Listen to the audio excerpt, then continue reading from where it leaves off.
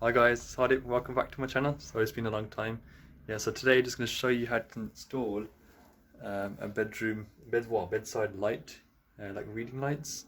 So it's just a standard chrome light fitting. So it's just got a GU10 light bulbs, and there's a switch, and it's just above the socket there. So that's the switch for this light, and then you got a two-way switch for your main spotlights. Okay, so I'll just go through the testing part first. Just make sure the readings are right for the ZS. Okay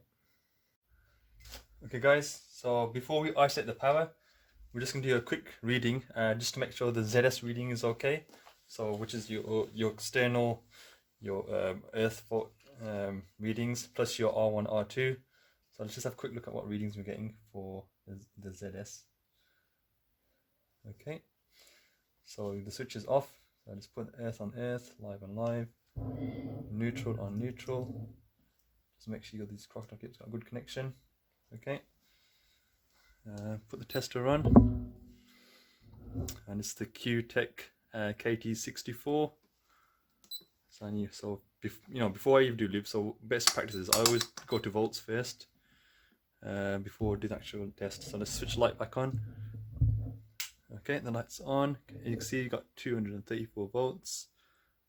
So switch that back off. And then it's best practice to do that first.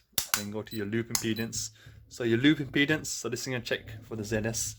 And let's see what readings we get. So as you can see in the bottom there, the switch is off. And there's no live power to earth yet and live neutral. So let's turn the switch back on now. Okay, so can you see? The switch is back on. 235 volts. You got a line, parallel earth, line neutral. So that's all okay. So let's go for the test now. And let's see what readings we get. So another feature here is automatic trip. That's on. So I don't want the RCD to trip. So we'll leave that setting on.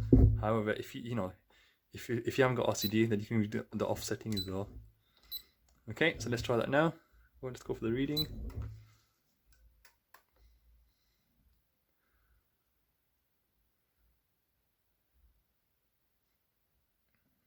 So it's a 6 amp breaker.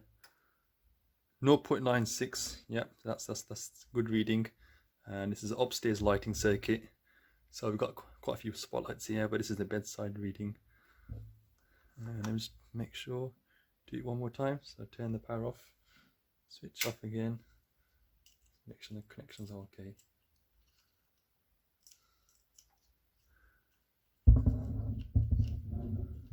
And the neutral. Okay, so let's try it one more time. Put the light back on, put the switch back on again. Yep, you see the voltage is there, it's on there. So let's do one more test now. So it's measuring the KewTech KT64. And we'll do the same on the other side. Yeah, 0.93, yeah, that's fine, yeah. Perfect, so that will be recorded on the test sheet as a ZS reading for the light circuit of the endpoint of the switch. Okay. Okay, so now that we've done the ZS readings, we've got that. I've turned the circuit breaker off, 6 amp for the upstairs lighting of the bedroom.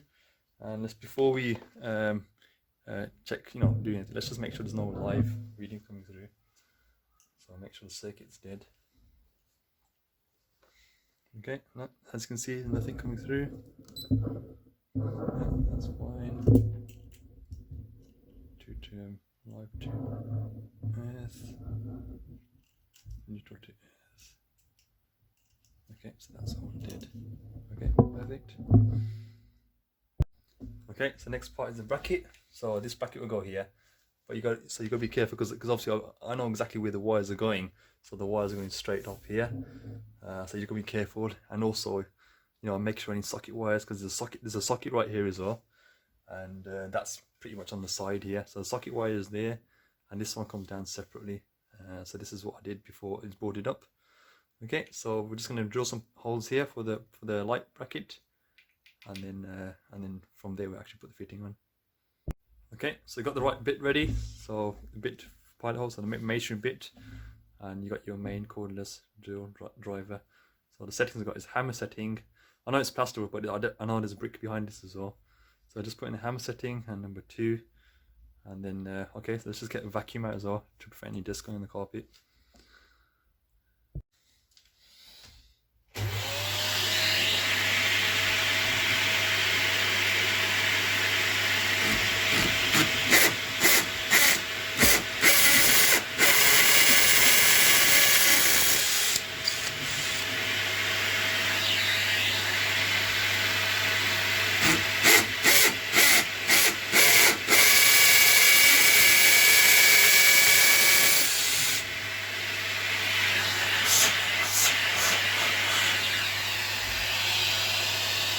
Okay, so you've got the raw plugs, we've got these blue nylon wall plugs, go through the plasterboard.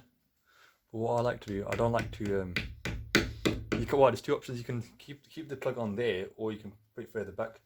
But the good thing is I've put a lot of glue around behind this plasterboard, because I knew there's going to be light fitting here, so this is fairly solid. But if it wasn't solid, you can pretty much make that plug go further back.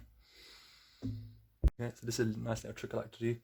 Get your screw, put it there, hammer it back. There you go. So can you see like the plug? It's not on the plasterboard now, so it'll be more pressure on the brick, and so you don't want it to crack the plaster instead. So I always like to do that. Okay, same with this one.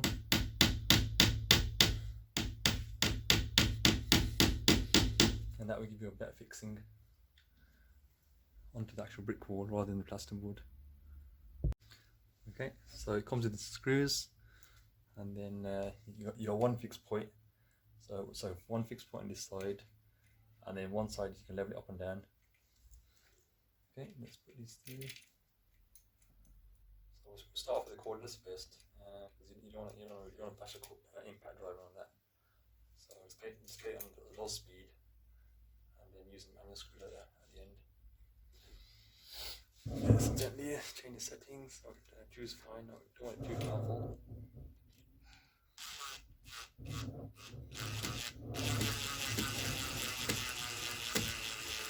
Yeah, see, I don't put too much pressure on that because I know it's going to ruin the head of the screw. So you can see it's struggling a little bit.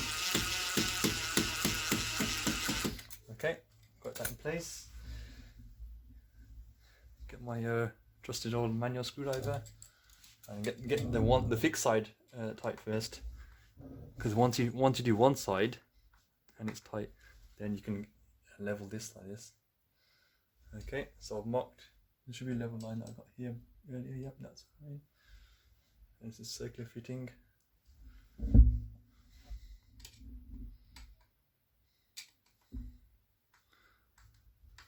Okay, perfect. Yeah, that's solid. See, like, you can feel the pressure. Like something nice on the brick. You don't want to put pressure on the plasterboard. It's like you want to put it on the brick. Okay, so let's strip this sleeving off. Strip it back because obviously it's too long. I know that the power's off, but I don't want the neutral strips to earth. So what I normally do is flip that off, because the RCD on this circuit is, you got sockets downstairs and upstairs lighting. So just to avoid any nuisance tripping, let's just get rid of the neutral so it doesn't touch the earth. Okay. So what I normally do is put this back. There you go. Up to there. Cut the sleeving off.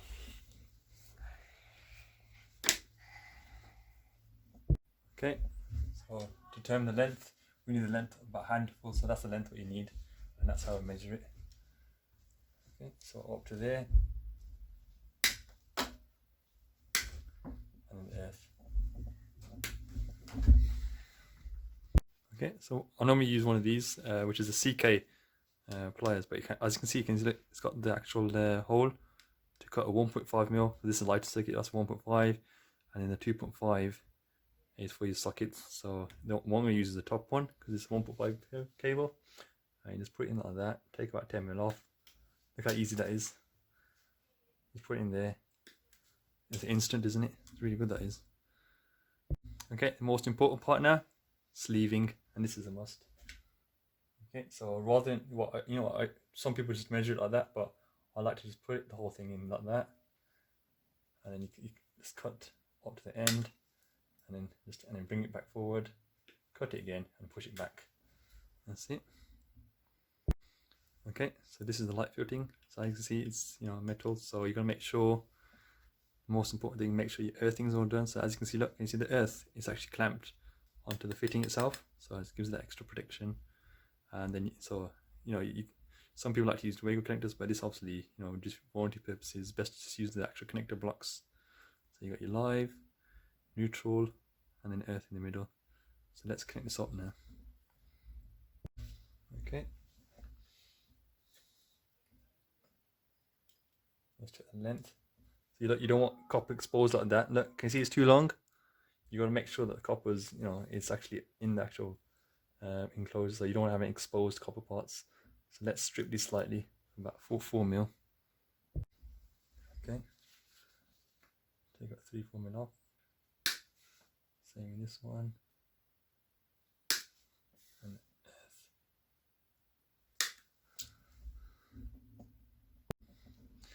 Okay, let's try it again. Neutral.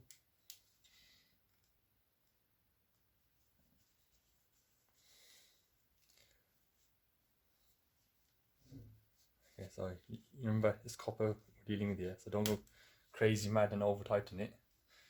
You tighten it, then it stops, and then you can see, and just do a tug test. But don't over tighten it because you can damage the copper like that, and you can actually snap. Okay, so I always work from left to right. I do, it's easier. Okay, see it, no copper pipes exposed. Earth in the middle. Good connection, but not too tight. Test it, yeah, it's fine. And then live.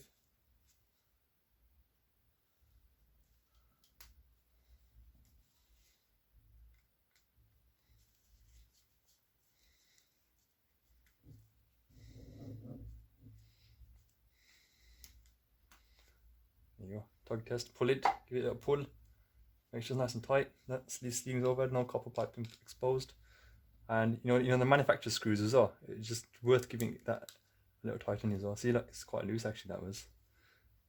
Oh my god, you'd be surprised how loose some of these can actually be when you buy the fitting. So it's always best to make sure that's tight as well. There you go. That's all good. So I know you can actually see the screws, but you can't actually touch it with your finger. Look, you can't touch the screws. There's no exposed copper here, so it is safe. But if you want to be extra safe, you can actually do Wago connectors or do a bit of put tape over it. Okay, that's fine. Okay, so I'll just check the space in here, and then that block just goes, because if you push it like that, then it's not going to fit. So I put the block back here, and then you got the screws. Loosen the screws on the side, and it clips in. Once it clips in, you give it a little turn, and it should go in. That one's a little bit tight. Just loosen that a little bit. Loosen this side, and it should just turn in. Just a little bit, yeah, it's a little bit tight. There you go. And that clips nicely there. Okay, so you can see it's clicked in, the screws. And just tighten these ever so slightly. Same on that side.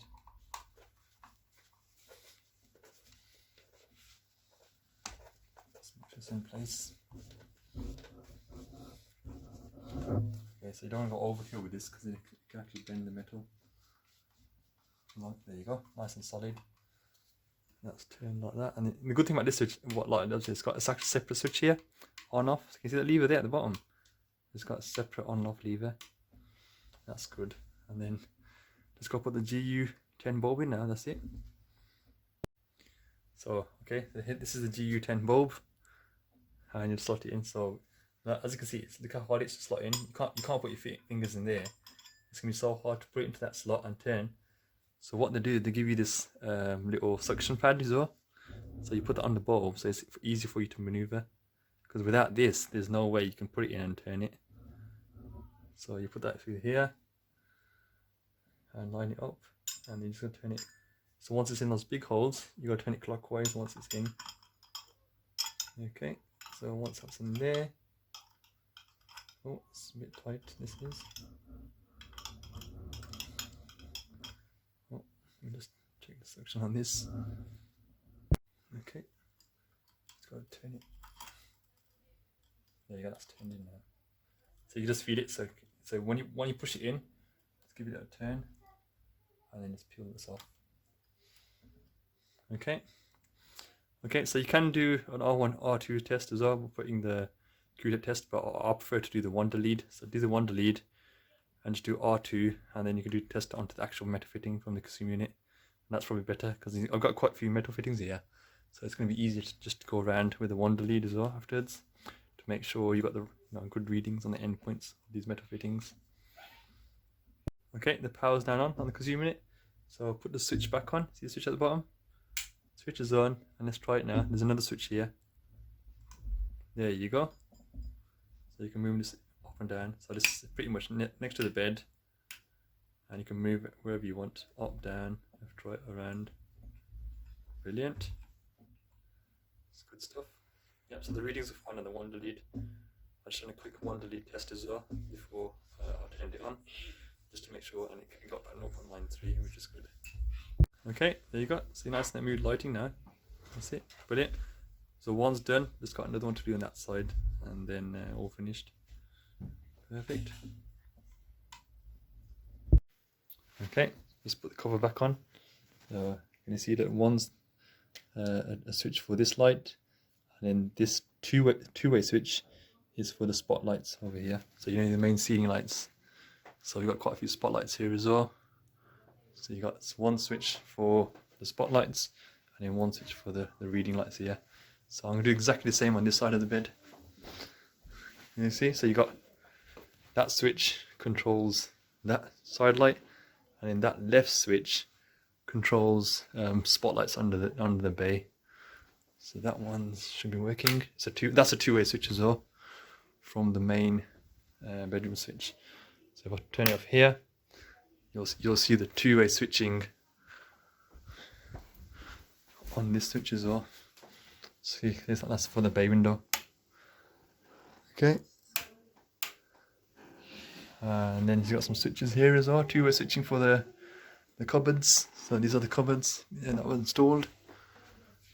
And that switch is for those spotlights. Okay, so that's also two-way. So each side of the bed, I've got two-way switching for the main spotlights, and then a switch for the reading lights. Okay, so these are the long screws for the switch. So there's quite a big depth here. So it's 35mm back box, and then that's why you need longer screws. Okay.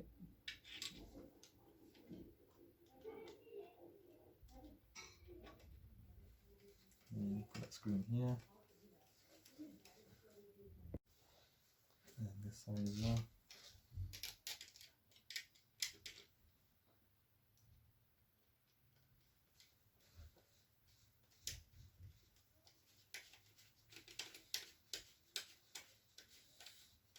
So it's a plastic back plate, and you've got your chrome fitting that fits on top as well. So the only problem with these long screws, it take a bit of a while to get them back and the switch back on.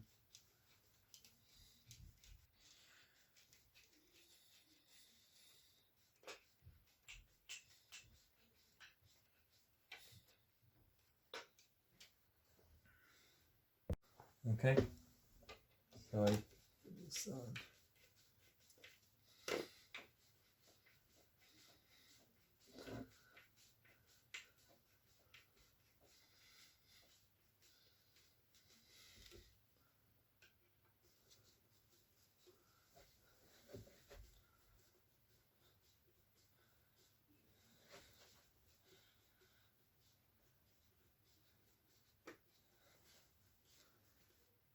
okay, that's screwed back on now, and this is the metal faceplate. So you see the right up, so you see these little grooves here.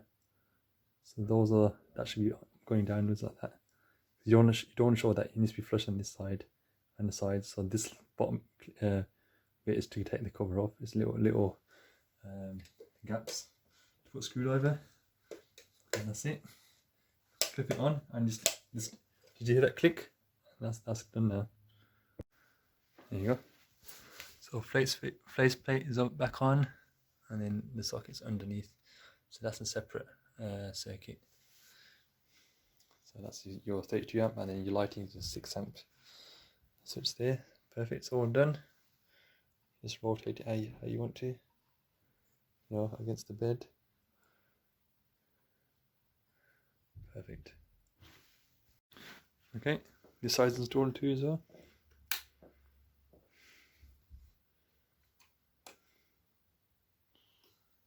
Perfect.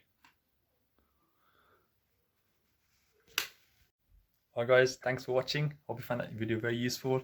Don't forget to like the video and subscribe, and comments as well. Leave any comments below, and there's some more videos coming soon shortly around testing, around the Q2 testing. So this is, in terms of the actual test meter, multifunctional test meter. So we'll do a bit more videos on those as well, in terms of how you do testing, how to, RCD testing as well.